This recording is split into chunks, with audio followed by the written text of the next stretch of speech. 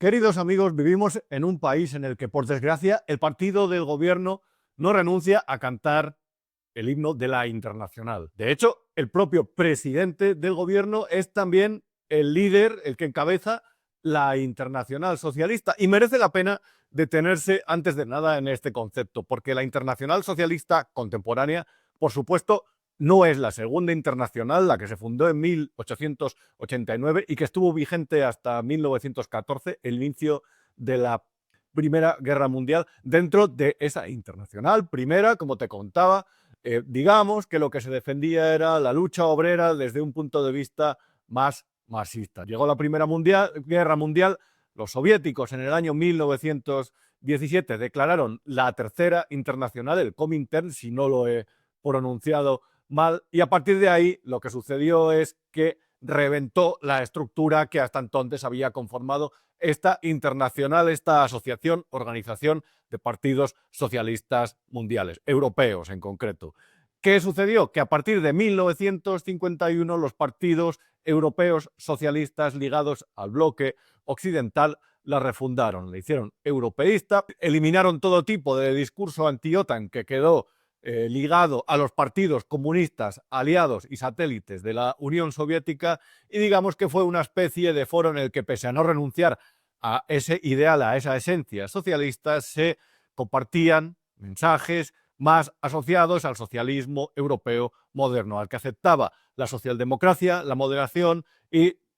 el Estado democrático y de derecho. Al socialismo moderno, que en realidad es socialismo y por lo tanto siempre tiene que merecer desconfianza, pero que estaba muy alejado de esos partidos socialistas que en realidad escondían un comunismo con piel de cordero. A partir de la década del año 2000, cuando el Foro de Sao Paulo empieza a trazar sus líneas estratégicas en América Latina y cuando ese socialismo se transforma en el lobby del Grupo de Puebla, lo que sucede es que la Internacional Socialista se vacía de contenido, pero a la vez se llena de todos estos líderes con ese enfoque caudillista y que defienden esa especie de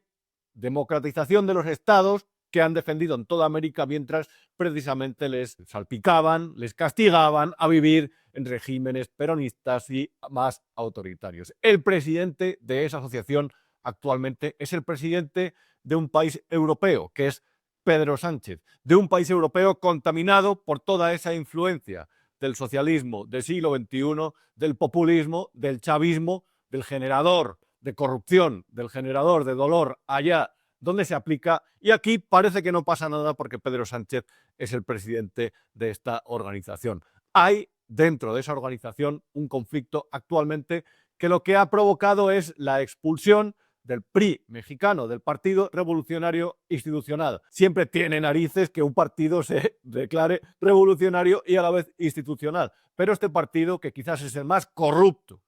de la historia de México, gobernó 70 años seguidos ese país, ha sido expulsado de la Internacional Socialista. Y su líder, por cierto, esto ha sucedido en un momento en el que ya sabes que López Obrador, el expresidente de México, y fundó el partido Morena, que es el que ha heredado Claudia, al que pertenece Claudia Sheinbaum, la actual presidenta, y por supuesto lo que ha hecho ese partido es barrer al PRI y situarle en la cuarta posición en intención de voto dentro del país centroamericano. ¿Qué ha sucedido? Que el líder del PRI, el polémico y controvertido líder del PRI, reitero, un partido absolutamente corrupto desde hace décadas también, lo que ha sucedido con ese líder es que ha despotricado contra Pedro Sánchez. Y como publicaba este martes el periódico El Mundo, ha acusado a Pedro Sánchez, qué sorpresa, nadie podía esperarlo de Pedro Sánchez, esta persona le ha acusado de realizar una gestión corrupta y antidemocrática dentro de la Internacional Socialista. Y cabe destacar, porque por cierto lo recogía la noticia del Mundo, que el propio Víctor de Aldama ya había advertido de ello, como puedes ver en este vídeo. Y llevo diciendo mucho tiempo porque es alguien que sabía absolutamente todo, porque ha permitido la financiación ilegal del partido, no solamente del partido, sino de la Internacional Socialista, y porque ha permitido muchísimas cosas. Lo que dice Aldama y lo que recogió también nuestro querido Miguel Ángel Pérez en una noticia, Libertad Digital, es que hay determinados fondos que se destinaron presuntamente, siempre según la versión de Aldama, a la Internacional Socialista que proceden del sucio chavismo, del sucio gobierno de Nicolás Maduro. Y de eso acusa a Pedro Sánchez. Y este Pedro Sánchez es todavía el presidente de España. Y este Pedro Sánchez es el líder de un colectivo del que forman parte los partidos más preocupantes y más sucios de toda América Latina. Los que, reitero, envueltos en esa vitola de ser quienes defienden el socialismo y la democracia dentro de América Latina, lo que han hecho es degradar los regímenes constitucionales de esos países hasta transformarlos en una especie de tiranías, de regímenes autoritarios, en el que cuando ellos gobiernan no tienen límite tanto para sus medidas legales como para sus corruptelas,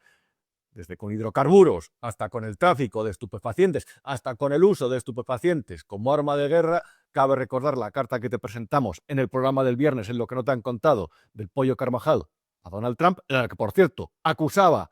al gobierno de Nicolás Maduro, que, aconsejado por los servicios de inteligencia cubanos, había inundado de cocaína y de drogas ciudades de Estados Unidos. Esos partidos, el chavismo y todo este tipo de partidos de negra trayectoria del populismo latinoamericano conforman hoy la Internacional Socialista, vacía de poder, pero según denuncia ahora otro partido corrupto, que es el PRI, llena de corrupción. Y todo esto al final no debe de pasarse por alto, porque en realidad lo que supone es otra vez provocar vergüenza dentro de los españoles que padecen un presidente del gobierno que está metido en los peores foros. Cabe recordar que con Petro, con Boric y no recuerdo quién era el tercero, creo que era Lula, hace unos meses anunciaba que iba a organizar un congreso en Madrid dedicado a combatir el odio. De menudos amigos, de menudos personajes se rodea el propio Pedro Sánchez. España poco a poco ha sido arrastrada, es arrastrada hacia esa parte del mundo que es contra natura, que va contra los propios aliados de España, que son la OTAN y la Unión Europea, y que nos puja hacia el terreno defendido por los autoritarismos mundiales. Por cierto, como el chino, con el cual José Luis Rodríguez Zapatero, entre otros, tiene unas relaciones espectaculares y con el cual algunos lobistas del PSOE, asociados al PSOE de actual o pasado,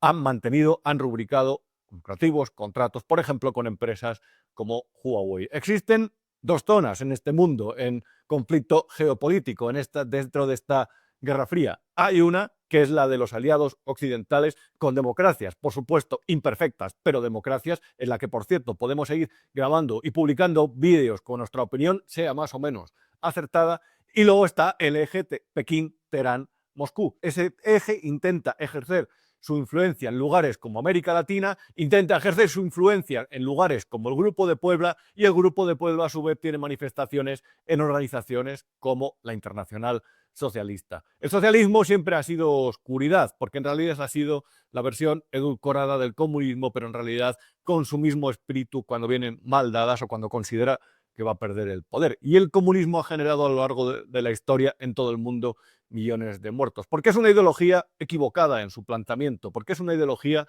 que en realidad lo que provoca es la división de la sociedad en dos partes, y lo que busca es el anticapitalismo, lucha contra el capital para implantar una utopía comunista que, como nunca llega, siempre se queda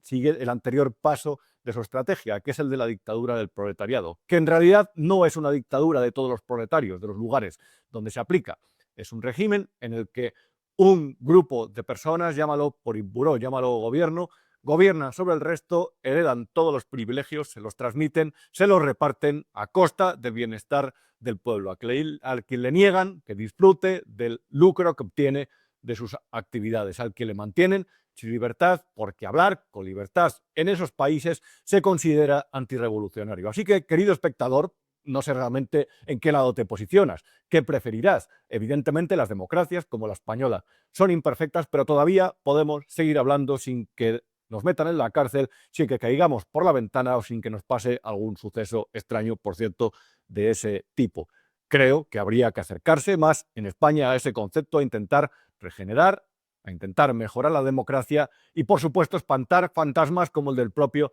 Pedro Sánchez, que se pone a la cabeza de movimientos que están bajo la sombra de la duda además razonable, y que se mueven por el lado turbio del mundo, en el que por supuesto no existen libertades porque los derechos los marca un gobierno siempre que acaudilla al pueblo y que le niega el pan y la sal. Desgraciadamente tenemos a este presidente metido encabezando esta colectividad, este colectivo, esta organización. Y ahora, una vez más, como aquí sucede también, le han acusado de corruptelas y encima le ha acusado uno de los partidos más corruptos de la historia. No digo de Latinoamérica, de Hispanoamérica, sino de todo el mundo. En esa estamos y a este presidente sufrimos y manda narices.